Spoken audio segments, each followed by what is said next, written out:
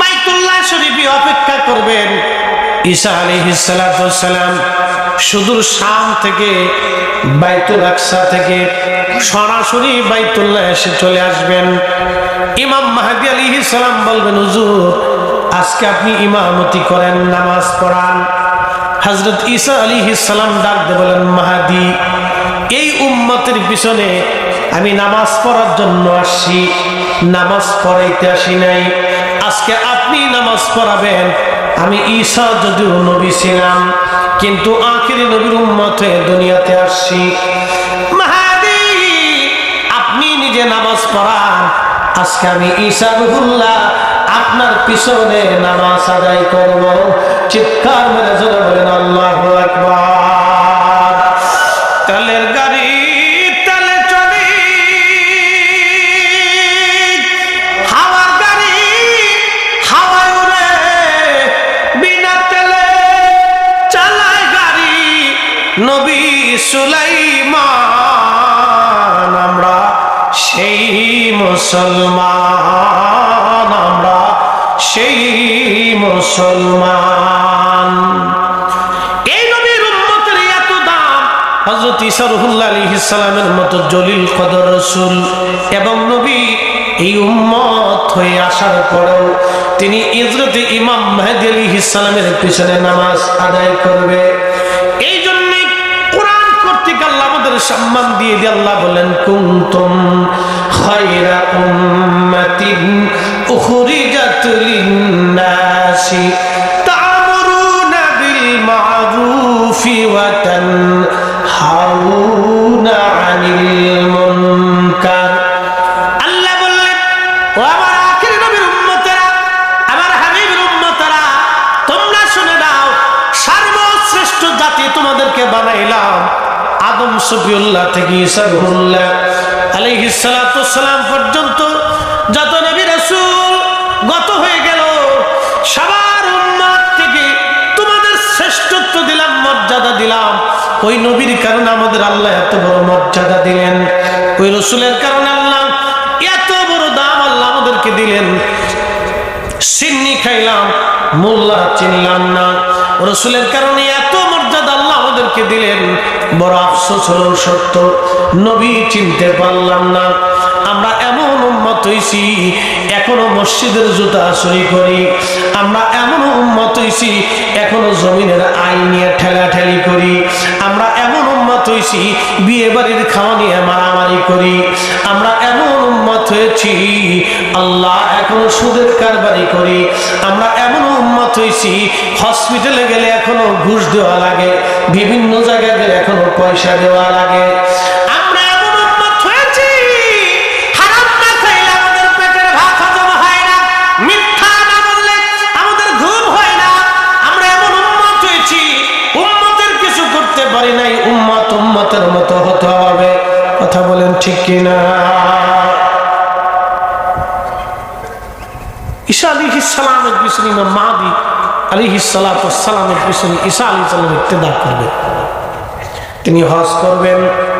হজ শেষ করার পরে আল্লামা ইমাম হাকিম মুস্তাদরিক হাকিম সহিহাইনের ভিতরে তিনি বিশুদ্ধ সনদে হযরত ইমাম বুখারী মুসলিমের শর্ত অনুযায়ী হাদিসকে সহিহ বলেছেন।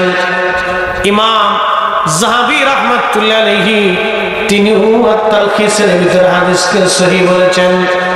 আল্লাহর নবী বললেন, ঈসা রূহুল্লাহ মক্কাতুল মুকাররমায় হজ শেষ করার পরে তিনি সরাসরি আমি নবীর রওজা মুবারকে আসবে, এসে আমি নবীকে সালাম দিবে, আর আমি রাসূল তার সালামের জবাব দিয়ে দিব। জোরে বলা যাবে আল্লাহু আকবার। প্রিয় নবীজি রওজা শরীফ থেকে সালামের জবাব দিবে। লক্ষ লক্ষ মুসলমান সেই দিন সালামের জবাব শুনবে। আমার রাসূল রওজা মুবারক থেকে সালাম দিবে, অথচ দুর্ভাগ্য হতভাগ্য উম্মত আমার দেশে একদল যারা 8 টাকার তারাবি বানাইলো, ওরা দেখেন ওই সৌদিপন্থী আর ওই কি বলে মধ্যপ্রাচ্যপন্থী, দেখবেন শুধু তাই না, ওরা ইসরায়েলের বিরুদ্ধে কোনো কথা বলে না, ওরা আমার দেশে এসে 8 টাকার তারাবির নামাজ বানানোর জন্য।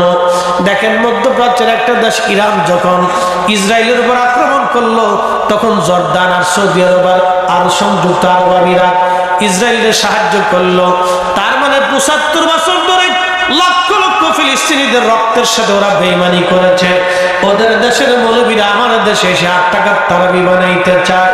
শাহজালালের দেশে, শাহপরানের দেশে, 360 আউলিয়ার দেশে আমরা সুন্নি মুসলমান থাকতে কখনোই মানব না। কথা বলেন ঠিক কিনা? ফিলিস্তিনের মুসলমানের রক্তের সাথে ফিলিস্তিনের শহীদদের রক্তের সাথে গাদ্দারি করছে। প্রিয় উপস্থিতি, ফিলিস্তিনি বাচ্চাদের ঘর নাই, বাড়ি ঘরগুলি বিরান করে দেওয়া হয়েছে। এমন ফ্যামিলি 40 জন 35 জন ফ্যামিলির সবাই শহীদ, একটা বাচ্চা বেঁচে আছে। জিজ্ঞেস করা হলো তুমি কেমন? বলে আলহামদুলিল্লাহ। বলে তোমার কি ডর হয় না? বলে হাসবুনাল্লাহু নি'মাল ওয়াকিল নি'মাল মাওলা ওয়া নি'মান নাসির। চিন্তা করেন, আমার দেশের ছেলেরা যখন সিনেমার গান গায়, তখন ফিলিস্তিনের বাচ্চারা হাসবুনাল্লাহু নি'মাল ওয়াকিল বলে সাংবাদিকদের জবাব দিয়ে দেয়। আমার দেশের বাচ্চারা যখন ওই কি বলে হাট্টিমা টিম টিম, তারা মাঠে পড়ে ডিম, তাদের ঘোড়ার 2টো ডিম, এই ঘোড়ার ডিমের কবিতা যখন ওরা শিখে, তখন আমার দেশের ফিলিস্তিনের মুসলমান বাচ্চারা তখন জিহাদের ময়দানের শাহাদাতের সুঘ্রাণ তারা শিখে। কি কথা বলেন না কেন? ঠিক কিনা? আমার দেশের মেয়েরা যখন অর্ধলঙ্গ হয়ে ঢাকা ইউনিভার্সিটি, বিভিন্ন বিশ্ববিদ্যালয়, পাবলিক ইউনিভার্সিটি অথবা ইউনিভার্সিটি অন্য বলেন, আমার দেশের মেয়েরা জিন্সের প্যান্ট পরে শার্ট গায়ে দিয়ে যখন পাকিস্তান ইন্ডিয়ান শিল্পী এনে নাচানাচি করে, তারা লাফালাফি করে, তখন ফিলিস্তিনের নারীরা হিজাব আর বুরকা পরিহিত অবস্থায় আই বাতিল মিথ্যা ইসরায়েল দখলদারের বিরুদ্ধে তখন তারা জিহাদ করে। তাহলে তারাও নারী, এরাও নারী, রাত দিন ডিফারেন্স। আমার দেশের মেয়েরা যখন ইচ্ছা করে বুরকা খুলে দেয়, তখন ওই দেশের ফিলিস্তিনের নারীরা সন্তান শহীদ হয়ে যাওয়ার পরেও তারা বোরকা ছাড়ে নাই, হেজাব ছেড়ে দেয় নাই। ওরাও নারী, এরাও নারী, ওরাও মুসলমান, এরাও মুসলমান, আকাশ পাতাল তফাৎ।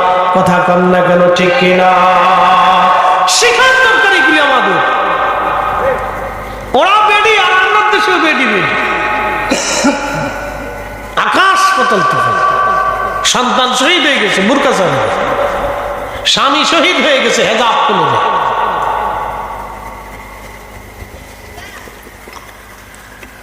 প্রেমাদুরপুরবাসী, এজন্য ওই জমিন আল্লাহ ঈসা আলাইহিস সালামকে আকাশ থেকে নামাবে। একসাথে বলবেন আল্লাহু আকবার। ওই জমিনটা আল্লাহর মকবুল কেন বুঝে দিতে হবে। ওই জমিনে ঈসা রূহুল্লাহ আলাইহিস সালাম আল্লাহ থেকে আসমান থেকে দুনিয়াতে নামাবেন। সেই জমিন, ওই জমিনে 70,000 নবী রাসূলগণ বিচরণ করেছেন বাইতুল আকসাকে কেন্দ্র করে। ওই জমিনে মিল্লাতের বাবা ইব্রাহিম, সাইয়্যিদুনা ইব্রাহিম আলাইহিস সালাম ঘুমিয়ে আছেন। ওই জমিনে হযরত আম্মা জান সারা হাজরার মতো মহিষী নারীরা ঘুমিয়ে গেছেন। তাদের রক্তধারা এখনো সেই মানুষদের মধ্যে প্রবাহিত আছে, যার কারণে তারা মিথ্যার কাছে মাথা নত করে নাই। ফিলিস্তিনের একটা বাচ্চার উত্তর শুনলে আপনার মাথা নষ্ট হয়ে যাবে। কালকে ভিডিওতে দেখলাম একটা যুবক হাসতেছে। বলে হাসেন কেন? বলে এই খুশিতে হাসি, আমার ফ্যামিলির ভিতরে আমি ছাড়া আর কেউ বেঁচে নেই, সবাই আল্লাহ রাস্তায় শহীদ হয়ে গেছে, তারা জান্নাতে চলে গেছে, এই জন্য আমি খুশিতে হাসতেছি। চিৎকার করে একসাথে বলেন না ইয়া রাসূলুল্লাহ।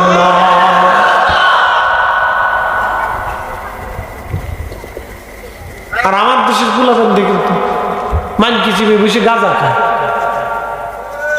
কথা কর না, মান কিচিবে বসে গাঁজা টেনতেছে, বিড়ি টেনতেছে যুবক। ইস,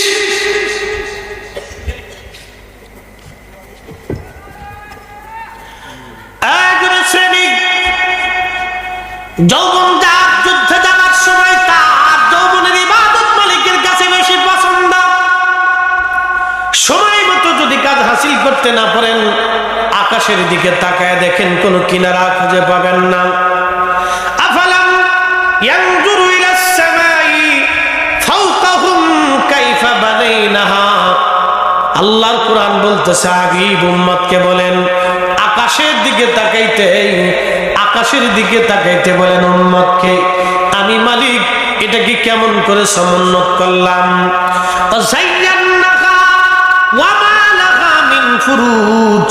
আর আমি আল্লাহ নক্ষত্র দিয়ে সুশোভিত করে দিলাম। দেখতে বলেন আকাশের দিকে তাকাইতে বলেন। ওই মহা আকাশের মালিক যিনি, আবার আমরা সেই মালিকের কাছে ফিরে চলে যাব। ও নাস্তিকবাদী যারা আছে তারা বলে যে ক্ষুধা দেখি না সেই ক্ষুধা মানি না। নাস্তিকদের যুক্তি খুব সূক্ষ্ম এবং খুবই মারাত্মক। আমার দেশের বহু যুবক আজকে নাস্তিক হয়ে গেছে। আপনি কল্পনা করতে পারবেন আমার দেশের ছেলেরা মেয়েরা সমকামী সদস্য হয়ে যাচ্ছে। কত পয়সাসী পিচাস আন্দা ধান্দা পাচাকা, যা সমাজে না চলে, রাষ্ট্রে না চলে, ব্যক্তিগত পর্যায়ে না চলে, এর চেয়ে পিছাসী কাজ, নাপাকি কাজ পৃথিবীতে কি হতে পারে যা কুত্তা বিলাই শিয়াল হাঁস মুরগি গরু ছাগল পর্যন্ত কল্পনা করে না। এগুলি হচ্ছে, এগুলোর জন্য কোটি কোটি ডলার বিদেশ থেকে আসে। কিন্তু দুঃখের বিষয় হলো সত্য, আমার দেশের বহু মা টাকার অভাবে ওষুধ কিনতে পারে না, বহু বাবা টাকার জন্য সন্তানকে ভালো চিকিৎসা দিতে পারে না, বহু সন্তান টাকার জন্য বাবাকে ভালো ডাক্তার দেখাইতে পারে না, দুঃখে দুঃখে বাবা মরে যাচ্ছে। অথচ ট্রান্সজেন্ডার, সমকামিতা, এই হাবি দাবি, এই সমস্ত বেহায়াপনা প্রতিষ্ঠিত করার জন্য আমার দেশের কোটি কোটি ডলার নষ্ট হচ্ছে, কিন্তু অসুস্থ ব্যক্তির সেবা চিকিৎসার জন্য কোনো ডলার ব্যয় হচ্ছে না। এই সব ইহুদিদের কারসাজি। কথা বলেন ঠিক না বেটা? সতর্ক যদি না হন তা আগামীতে পস্তিতে হবে, দিন এমনি যাবে না। আমাদের যার যার অবস্থান থেকে তাকে সতর্ক হতে হবে। বলেন তো একটা ছেলে প্রত্যেক দিন যদি গাঁজা খায়, নেশা করে, বাবা খায়, তো খাই কি করবে? পারমাণবিক বিজ্ঞানী হবে, বড় ডক্টর হবে? তোর জীবনটা কি হইল? তেজপাতা, তেজপাতা তো কাজে লাগে। কি কথা কন দেখা, তেজপাতা কি কাজে লাগে না? এটা বিরাট কাজে লাগে। যাদের কাশির ব্যারাম আছে, তেজপাতারে আগুন সিপাইয়ে বিড়ির সিস্টেম বানায়, বিড়ি খেতে বলতেছি না, সাবধান, বিড়ির সিস্টেম বানায়, এটার ভিতরে আগুন লাগে, টাইনিয়ে ধোঁয়া যদি বুকের ভিতরে দিতে পারেন তাহলে কিছুটা উপকার হয়। বুঝতে পারছেন? এটা একটা চিকিৎসা পদ্ধতি, উপকার হয়। তো তেজপাতা তো কাজে লাগে। তো যেই ছেলে নেশা করে ওর জীবনটা তো বড়, ওর কিচ্ছু নেই। ও দুনিয়াও হারিয়েছে, আখিরাত হারিয়েছে। ও দুনিয়াও নাই, আখিরাত, ও দুনিয়াও নাই, ওর আখিরাত। ওই অবস্থায় যদি মারা যায় তো হারাম খাইতে গিতে মারা গেল। শুয়োরের পায়খানা, কুত্তার পায়খানা খেয়ে মরলে যা হবে, ওই নেশা করে মরলে তা হবে। কি কথা কর না কেন? কুত্তার বিষ্ঠা চিনেননি আপনারা? কুত্তার বিষ্ঠা, কুত্তা খাওয়ার পরে যেটা বমি করে ফেলে যেটাকে বলে বিষ্ঠা, এটা যেমন পচা, গান্ধা, নাপা, নেশাদর বৈরকম নাপা। এই কুত্তার বিষ্ঠা শরীরে গেলে যেমন শরীরের রক্ত নষ্ট হবে, গোশত নাপাক হয়ে যাবে, পুরা শরীরের ভিতরটা পয়জন হয়ে যাবে, ওই নেশা দ্রব্য শরীর ঢুকলো এরকম শরীর পয়জন হয়ে যায়। আল্লাহ হাবিব বলেছেন এই শরীর কখনো বেহেশতে যাওয়া তো দূরের কথা, ঘ্রাণ পর্যন্ত পাবে না। অথচ 500 বছরের দূরত্ব থেকে জান্নাতের ঘ্রাণ পাওয়া যাবে। একসাথে বলা যাবে আল্লাহু আকবার। যুবকদেরকে বলবো সাবধান, কোন বন্ধু যদি আপনাকে নেশার দিকে নিতে চায় তাহলে বুঝবেন পৃথিবীতে সবচেয়ে বড় দুশ্মন এটা। তাই কথা কর না কেন? জোরে বলে। কোন বন্ধু যদি আপনাকে নেশার দিকে নিতে চায়, আপনি সারা জীবন এটা পরিসংখ্যান মনে রাখবেন, জীবন ছেলে খেলা না, এটা একটা জীবন। জীবন আল্লাহ প্রদত্ত জিনিস, এটা আল্লাহ আপনাকে দিয়েছেন। জানেন আল্লাহ কত সুন্দর করে আপনাকে মায়ের কোলে বানিয়েছেন, রেহেমের ভিতরে কত যত্ন করে আল্লাহ বানাইছেন। জানেন আপনি কত যত্ন করেছেন আল্লাহ? একটু পানি থেকে রাব বলেছেন বাদা খালকাল ইনসানি মিন তুরাব, আমি মানুষের সৃষ্টির সূচনা করছি মাটি থেকে। এরপরে আল্লাহ বলছেন সুম্মা জাআলা নাসলাহু, আমি তার নসলকে বংশকে বৃদ্ধি করেছি মিন সুলালাতিন মিন মাইন মাহিন, পুরুষের নির্গত পানি, মায়ের নির্গত পানি মায়ের বক্ষ থেকে আসে, বাবা পৃষ্ঠদেশ থেকে একত্রিত হয়ে মায়ের রেহেমের ভিতরে বিকরারিম মাকিন, আল্লাহ বলছেন এক নিরাপদ আধারে মায়ের রেহেমের ভিতরে আল্লাহ এটাকে যত্ন করতে লাগলেন। 40 দিন পর্যন্ত ওই পানিটা আল্লাহ মায়ের রেহেমের ভিতরে রিফাইন করতে লাগলেন। একসাথে বলা যাবে আল্লাহু আকবার? না না, আরো জোরে বলেন আল্লাহু আকবার। প্রথম কতদিন? 40 দিন পর্যন্ত আল্লাহ মায়ের রেহেমের ভিতরে ওই পানিটাকে আল্লাহ রিফাইন করতে থাকে।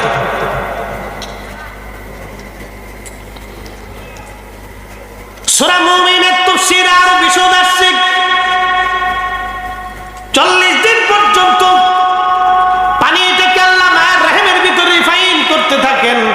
এই 40 দিন পার হয়ে যাওয়ার পরে এই আল্লাহর বান্দারা শুনে যান, আল্লাহ আপনাকে কেমন আদর করে বানাইলো দেখেন।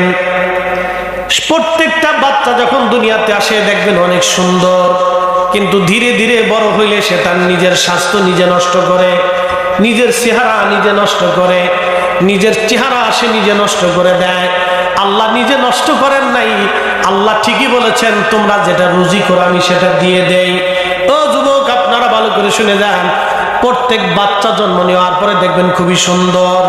আল্লাহ বলেন লাকাদ খালাকনাল ইনসানা ফি আহসানি তাকওয়ীম।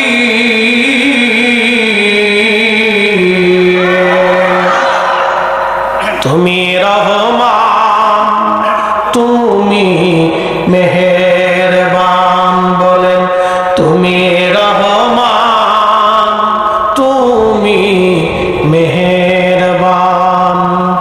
অন্ধ গাহে না শুধু তোমারই গুণগান, অন্ধ গাহে না শুধু তোমারই গুণগান, বুঝে না তবু শান। তুমি রহমান, তুমি মেহেরবান, তুমি রহমান, তুমি মেহেরবান। আল্লাহ বললেন মানব জাতিকে আমি সুন্দর অবয়ব দিয়ে সৃষ্টি করলাম, সুন্দর করে আমি আল্লাহ মানুষ বানাইলাম। দেখেন প্রত্যেকটা শিশু জন্ম নেওয়ার পরে দেখবেন তাকে খুব সুন্দর দেখা যায়, খুব সুন্দর মোলায়েম, তার নখগুলি সুন্দর, চোখগুলি সুন্দর, ঠোঁটগুলি সুন্দর, চেহারা খুবই সুন্দর, তার স্বাস্থ্যগুলি সুন্দর, পাগুলি সুন্দর, সুন্দর করে আল্লাহ দুনিয়াতে বানায়। বড় হয়ে যাওয়ার পরে আপনার চেহারা নষ্ট হলো কেন? নষ্ট হওয়ার তো কথা না। আপনারা আলেমদের দিকে তাকায় দেখেন, আলেমদের চেহারার দিকে তাকালে নূর চমকায়। কি জন্য জানেন? 1 নম্বর 5 ওয়াক্ত নামাজ, 2 নম্বর 5 ওয়াক্ত ওযু।